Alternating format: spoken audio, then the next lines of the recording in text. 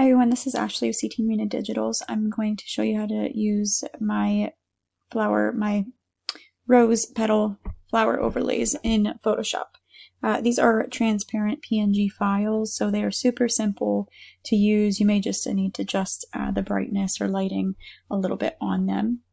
There's a couple different ways you can overlay them. I already have the images open in Photoshop that I want to use.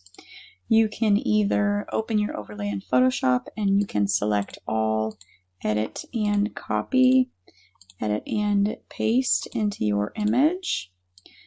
And then you're just going to want to resize. Click OK. And then I'm going to create a layer mask and use a black brush, soft black brush at 100% opacity. And I'm just going to brush off the ones that I don't want on here.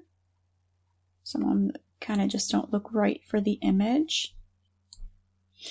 Okay, and now these are a little bit bright for this image, so I'm just going to go ahead and I'm going to do a curves adjustment layer above the petals, and I'm going to click this right here, and that's going to create a clipping mask, so it only applies to my petals and not my subject in my image. And then I'm just going to drag this down. Kind of want the reds in the petals to match the red on the deepness and the rich color on her gown. And I would be done with that one. Super simple.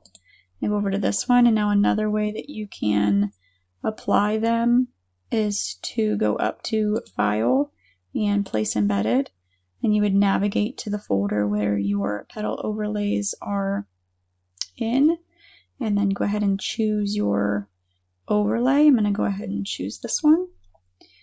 So when you have an image that's a little bit more pulled back, you're probably going to want to use an overlay that has some petals that are a little bit more, that are a little bit smaller. And then images that are a little bit more zoomed in, you might want to use the ones where the petals are a little bit more, they're a little bigger. That way it makes sense, the size of the petals in your image.